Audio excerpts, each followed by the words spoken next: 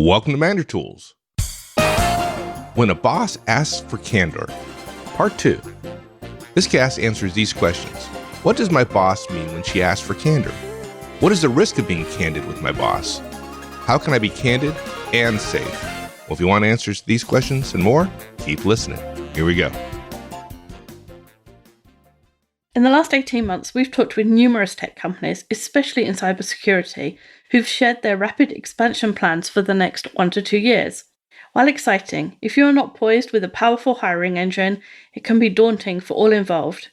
If you're in an HR role or a key managerial position responsible for making this happen, you may want to consider bringing Manager Tools on site, where we'll work with up to 30 folks to teach organization preparedness and individual interviewing skills and techniques to ensure you are hiring and retaining the right people. To learn more, contact Maggie at manager-tools.com or check it out on our website. Look for Training for Organizations in the menu. So now that we got the politics out of the way, how about some more guidance on what does your boss mean by candor? And I think your suggestion is ask for some examples. Yeah. When you're thinking, okay, what does he mean? You can't ask, well, what do you mean by that? Because he'll say, well, more honesty, more openness, more frank conversations, not afraid of issues and disagreements. The problem with that is you already knew that. But now you still don't know why the boss is asking or what he really wants or why, whether he thinks the entire team are liars or what he or she will tolerate from you. But even that's not really good enough.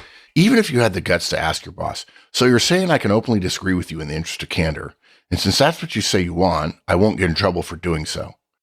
He then would probably have to say yes. But that's because, again, at that point he'd have to, and you'd never truly know that his willingness to candor would extend to all situations at all times. Because it's the risk that you, in fact, are choosing to respond appropriately to his request for candor by being candid. And if, in fact, you've touched a nerve, you got no protection, Bubba. None. Zero. So we got to ask for examples. You might say candor means a lot of things to a lot of different people. And generally, being a professional means being candid. But it sounds like you're asking for something more than the usual. Could you give me some examples? Now, look, guys, it would be great if your boss laid out 2 to 3 examples that were specific to your organization and the context and the situation.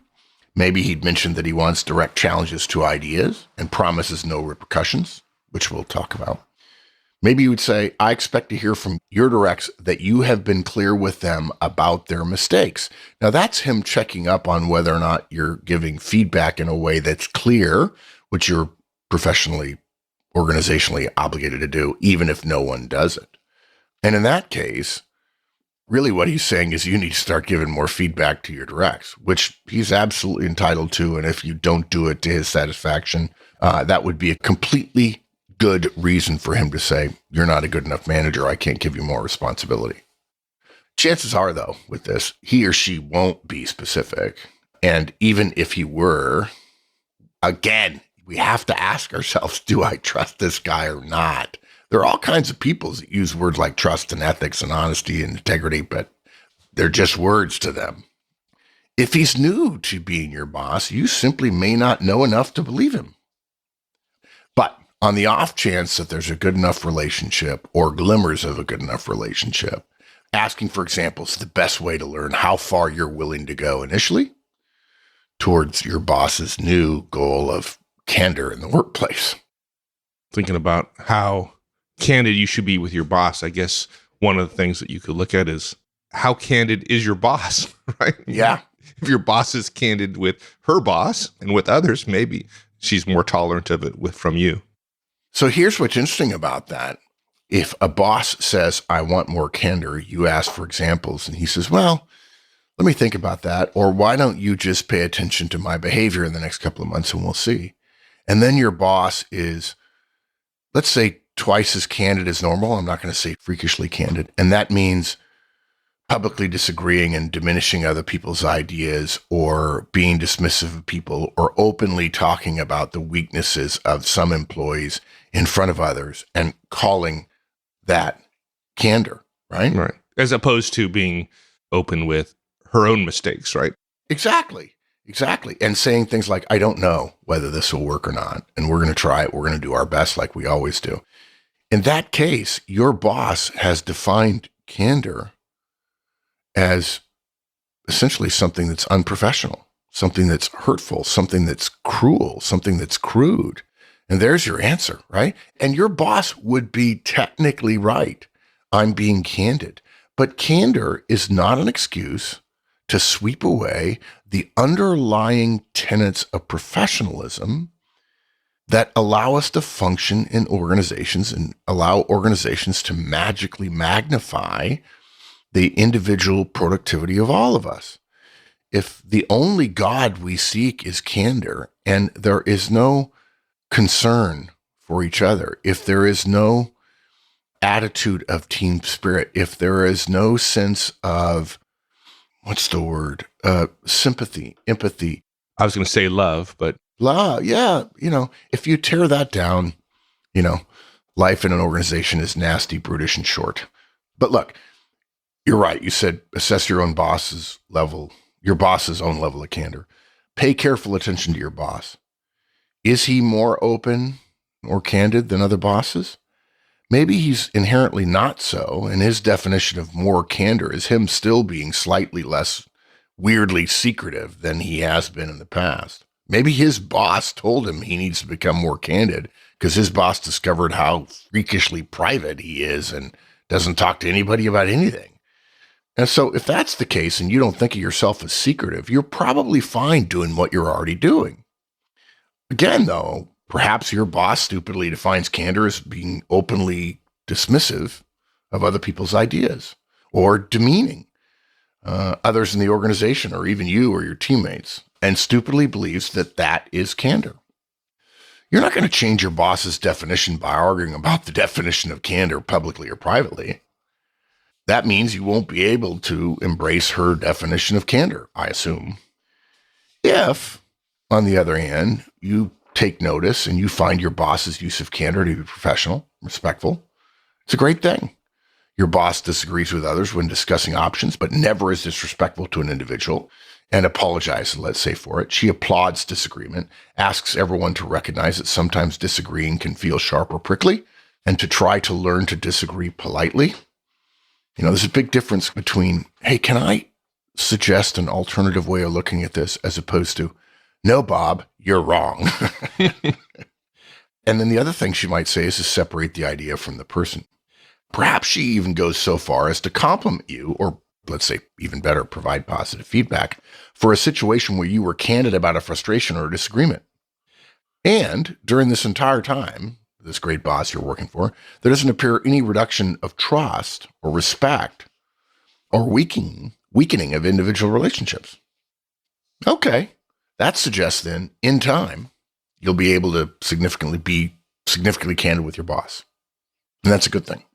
But you got to pay attention to the examples and their behavior. okay. Now, once you've decided, You're going to hit me on in time, right?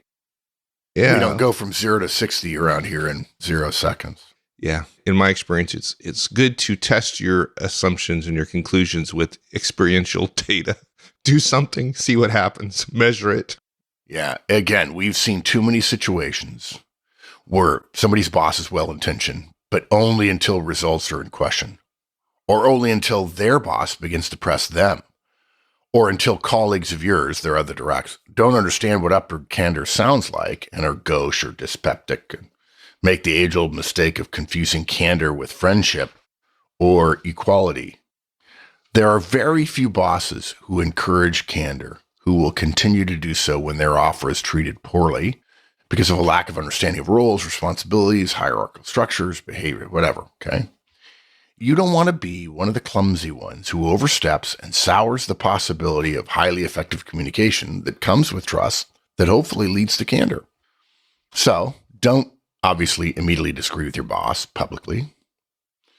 And you're right. I know I'm going to get an email from somebody, but Mark, if in fact my boss says it's okay to be candid and you don't feel your boss means it, why wouldn't you either make a joke or be completely, totally truthful in a universal way by saying, yeah, boss, I don't think you'll actually do that. I'm worried that you're going to punish us, because that would be completely candid. It would also probably be political suicide. Yeah, we tend not to suggest those kind of things on the cast. Don't poke the bear.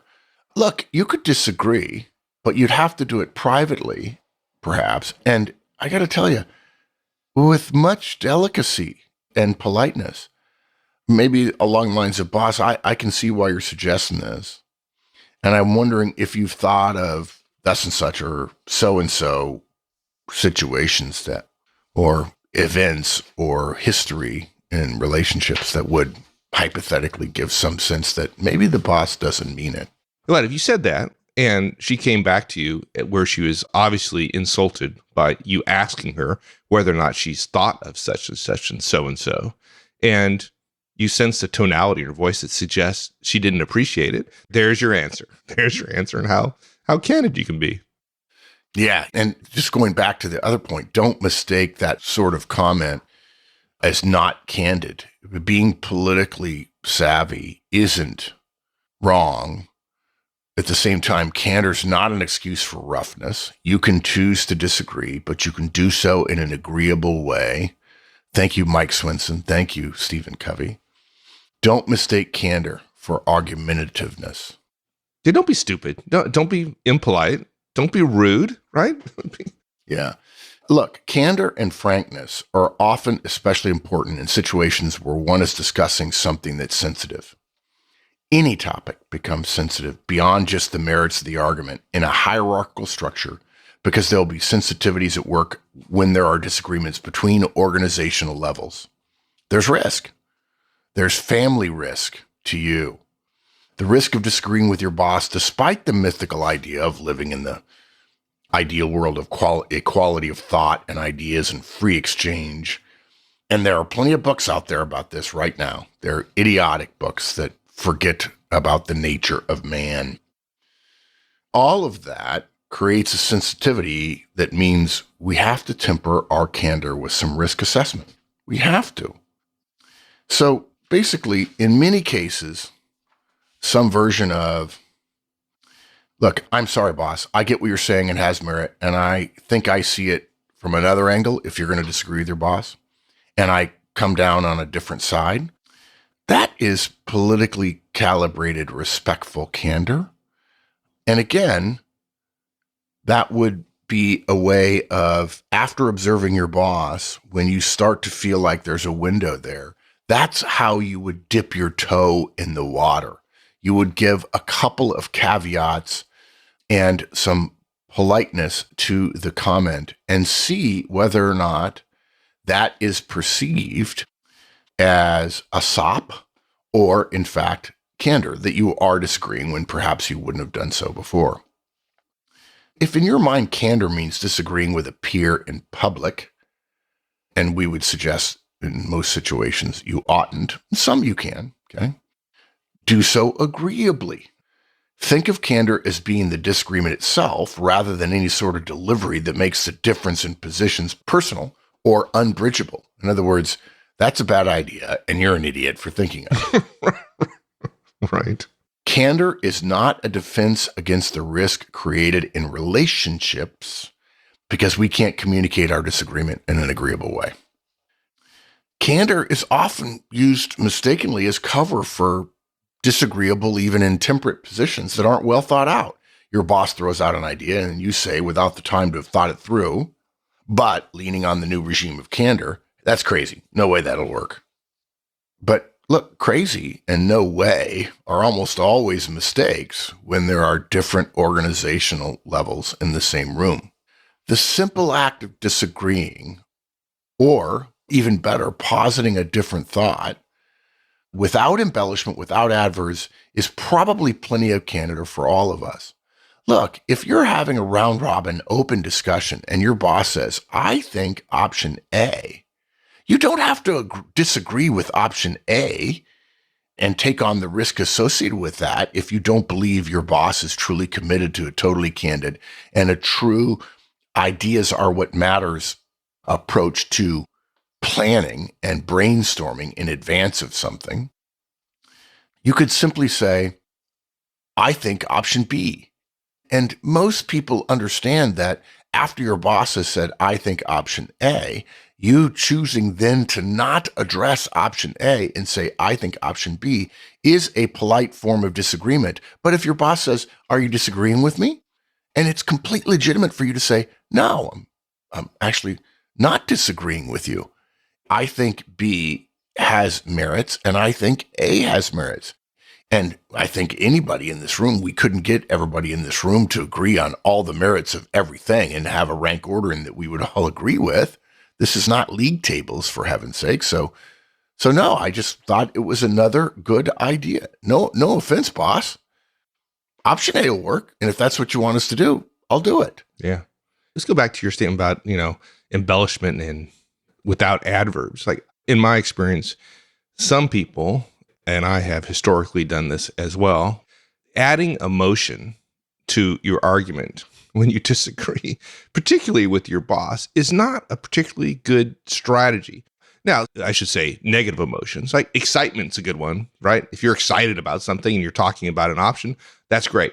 But talking about her idea with negative emotions and with anger does not make it more compelling. Yeah. It adds flavor. It adds spice. Oh, absolutely. And some people love to add flavor and spice. I've had plenty of people like that in my organization. And generally, I don't think it's very useful. Yeah, exactly. Unless you have massive amounts of trust, right? Yeah. And if you have massive amounts of trust with your boss, then you don't even need to listen to this, Kathy. Yeah, be candid. Yeah, you can be candid. Are you hiring or thinking that you might need to in the next few months? We're going to let you into a secret. There's an easy way to create a great interview with the questions written for you and guidance on analysing the answers you get. The interview even has a couple of paragraphs to read at the beginning of the interview to set up the interview for success. What is this wonder? It's called the Interview Creation Tool, and you can get it with a personal license. To find out more, go to manager-tools.com and type #ICT in the search bar. Okay, so last point, guys, candor is not some code word for being able to give your boss give feedback to your boss. This is where the uncareful direct gets themselves in trouble. Look, we understand it's an understandable mistake. I would be willing to bet that a significant plurality of the situations in which bosses ask for candor, especially Mike, to your point about candor in the moment, is when they're about to ask you for some form of upward feedback. What am I doing? What can I do better or different or what have you? Don't fall for it. Yeah, just absolutely don't call for it. Now, I want to be clear about this, guys. Upward feedback has become so watered down by the abysmal state of public discourse regarding management. And by that, I include comments on TV, reporting on management, websites talking about how to manage people in HR and careers, and books as well. The state of that industry, of the quality of the ideas in that industry, is very near zero.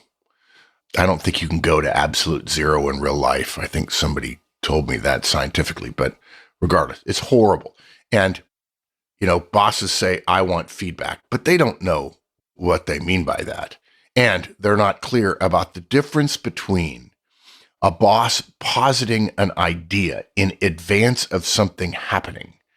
And they mean it's okay to suggest alternatives, to pick and choose at mine so that maybe only 50% of my idea gets used and it gets welded onto two other ideas of 30 and 20%. And we come up with the ideal, the perfect solution that would only have happened with some group discussion, some candid communication, probably some ground rules and some trust, and maybe even a little bit of risk.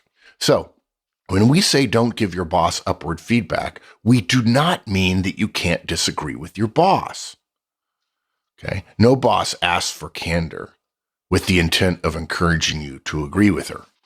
Candor is especially necessary to allow disagreement with your boss. But here's the thing. Feedback and disagreement are two entirely different things.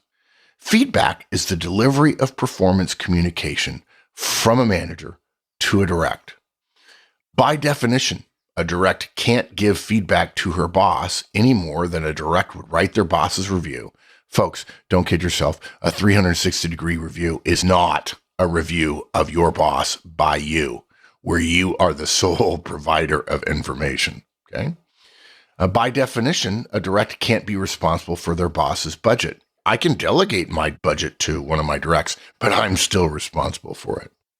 Feedback is a tool reserved specifically for managers and organizations, not just a neutrally professional tool or an organizational tool to be used irrespective of role power. In fact, feedback is a necessary component of a boss's role power because the organization has an obligation to deliver performance communications to its agents, and it does so through managers who speak for the organization. This is what role power is. Let's be even more precise. Don't use the manager tool's feedback model with your boss ever, whether to comment on their performance or to disagree. The manager tool's feedback model is a narrowly constructed verbal tool which isn't designed to convey disagreement, but rather to encourage future performance. It's like trying to use a knife to eat peas. It's simply a dumb idea, the wrong tool. Anybody who sees it knows it. It doesn't work. Now, if your boss is using words poorly and says, no, I really want your feedback, probably what he or she means is, I want you to feel okay disagreeing with me. I actually had a boss say that to me once. And I thought to myself, you want me to feel a certain way? No. You may be my boss, but it doesn't go that far. So it's completely okay to disagree with your boss candidly in a professionally polite and respectful way if you're discussing options and plans and tactics and strategies that you're going to employ, different responses to a situation that is emergent. That's not feedback because you're not encouraging one person's future behavior with the weight of the organization behind you. You're discussing an idea. Feedback is not about ideas. It's about behavior. So, as you gain more comfort about your boss behaving in concert with her request for candor, feel free to disagree with your boss about ideas and deliverables. But don't confuse that with feedback. Finally, what if your boss asked for candor and now specifically extends that to include feedback or suggestions or recommendations?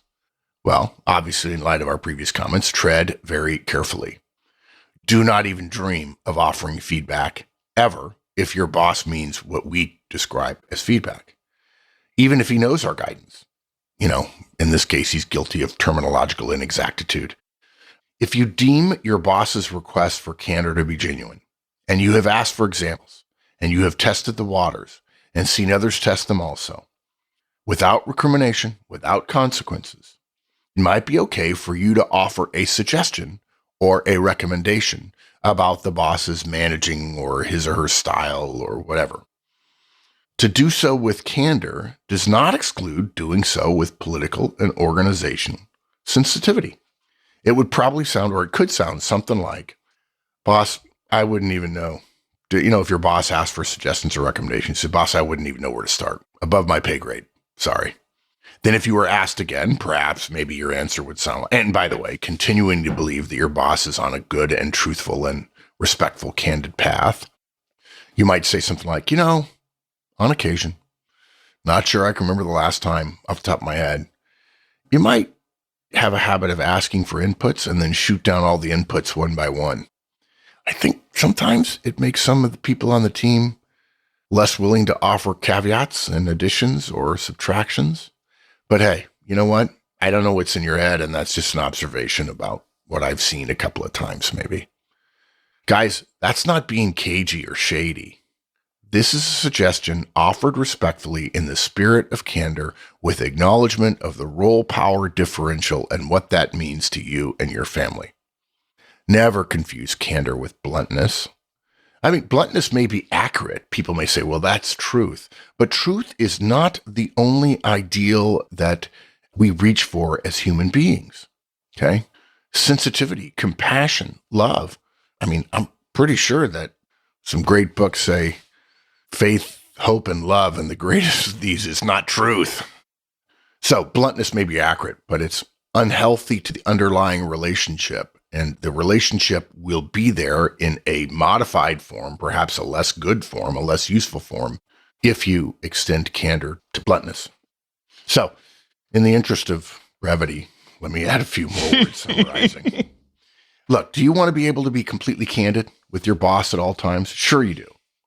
But we don't want you to think that all requests for candor from every boss above you should be taken at face value. They shouldn't.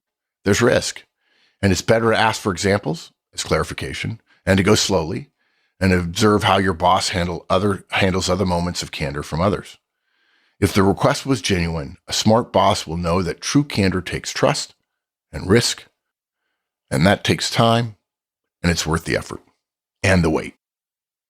Outstanding. Man, a difficult topic. Yeah, I thought it turned out much more fun than I thought it would be. So there they go. So everybody, if you enjoyed it, go sign up for some philosophy classes at your local college. No. Sign up for a license first. It's $200 a year. You get all of the show notes for the podcast for the next year, 100 show notes. You keep them forever. And you also get access to the archive. And you get things I think. And there's more products and services coming for licensees in the months and years ahead. Yeah, and you help us spread the word and make good on our mission of every manager effective. So exactly. It's a good thing. Wouldn't life be good? All right, my friend. Thank you. Thanks, partner. Thanks, everyone. We'll see you all next week. In the meantime, have a great one. So long.